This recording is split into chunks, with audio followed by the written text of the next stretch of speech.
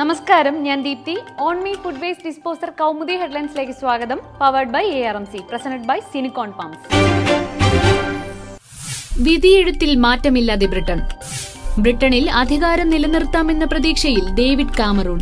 Parliament തിരഞ്ഞെടുപ്പിൽ David കാമറൂണിന്റെ conservative party മുന്നിൽ. കാമറൂണിന് അനുകൂലമായി എക്സിറ്റ് പോൾ ഫലങ്ങളും. 316 സീറ്റ് നേടി കൺസർവേറ്റീവ് പാർട്ടി ഏറ്റവും വലിയ ഒറ്റക്കക്ഷിയാകുമെന്ന് എക്സിറ്റ് പോൾ ഫലങ്ങൾ. കാമറൂണിന് കനത്ത വെല്ലുവിളിയായി ലേബർ പാർട്ടി. അവസാന നിമിഷം വരെ പോരാട്ടം ഒപ്പത്തിനൊപ്പം. അന്തിമഫലം വൈകിട്ടോടെ. തിരഞ്ഞെടുപ്പിൽ നിർണായകമായി 10 ലക്ഷത്തോളം ഇന്ത്യക്കാരുടെ വോട്ടുകൾ. ഇന്നലെ നടന്ന തിരഞ്ഞെടുപ്പിൽ 50,000 പോളിംഗ് ബൂത്തുകളിലായി വോട്ട് ചെയ്തത് 65 ലക്ഷം പേർ. ബ്രിട്ടനിൽ തൂക്കുസഭയുടെ സാധ്യത തള്ളാതെ രാഷ്ട്രീയ നിരീക്ഷകർ. കൺസർവേറ്റീവ് പാർട്ടിക്ക് വെല്ലുവിളിയായി സ്കോട്ടിഷ് നാഷണൽ പാർട്ടിയും ലിബറൽ ഡെമോക്രാറ്റുകളും. കരകാണാത്ത കാരണങ്ങൾ. ആലപ്പുഴ ജലകായിക കേന്ദ്രത്തിൽ വിഷം കഴിച്ച് ചികിത്സയിലിരിക്കുന്ന പെൺകുട്ടികളുടെ നില മെച്ചപ്പെട്ടതായി രമേശ് ചെന്നിത്തല. പെൺകുട്ടികളെ വിദഗ്ധ ചികിത്സയ്ക്കായി എയിംസിലേക്ക് മാറ്റാൻ ധാരണ. കായിക താരങ്ങളുടെ ആത്മഹത്യാ ശ്രമത്തിനു പിന്നിൽ സീനിയർ വിദ്യാർത്ഥികളുടെ ശാരീരിക മാനസിക പീഡനമെന്ന് ആക്ഷേപം. ഹോസ്റ്റൽ അധികൃതർക്കെതിരെയും പരാതി. ആരോപണങ്ങൾ നിഷേധിച്ച് ഹോസ്റ്റൽ വാർഡൻ. പരിശീലന കേന്ദ്രത്തിൽ പെൺകുട്ടികൾ പതിവായി ബിയർ ഉപയോഗിച്ചിരുന്നു എന്ന് റിപ്പോർട്ട്. സംഭവം പുറത്തായതിലെ മാനഹാനിയും അച്ചടക്ക നടപടിയെക്കുറിച്ചുള്ള ഭീതിയും ആത്മഹത്യാ ശ്രമത്തിന് കാരണമായെന്ന് നിഗമനം. സംഭവം നടന്നത് സായിയുടെ ആലപ്പുഴയിലെ ജലകായിക പരിശീലന കേന്ദ്രത്തിൽ. വിഷക്കായ കഴിച്ച നിലയിൽ കണ്ടെത്തിയത് 4 പെൺകുട്ടികളെ. മരണമടഞ്ഞത് ദേശീയ താരമായ ആര്യാട് സ്വദേശി അപർണ.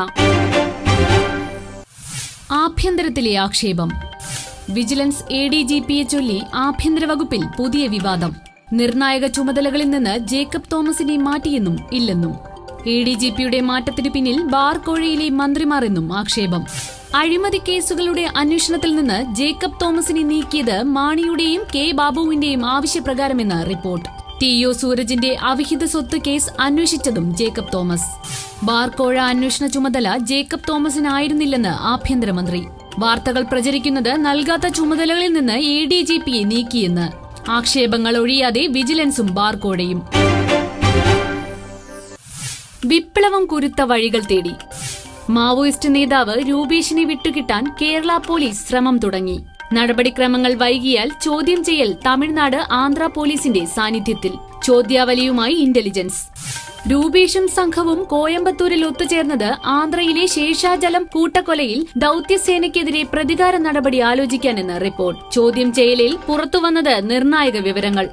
ഭാര്യ ഷൈനയ്ക്കൊപ്പം രൂപേഷ് തിരുപ്പൂരിൽ വേഷം മാറി താമസിച്ചത് 2.5 വർഷം. വാടക വീട്ടിൽ നിന്ന് പിടിച്ചെടുത്തത് 25-ലധികം മൊബൈലുകളും ലാപ്ടോപ്പും. അവധിക്കാലത്ത് പെൺമക്കൾ ഇവർക്കൊപ്പം താമസിച്ചിരുന്നു എന്നതിനും തെളിവ്.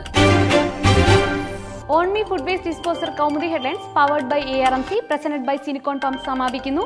അടുത്ത ഹെഡ്ലൈൻസ് 1 മണിക്കൂറിന് ശേഷം. നമസ്കാരം.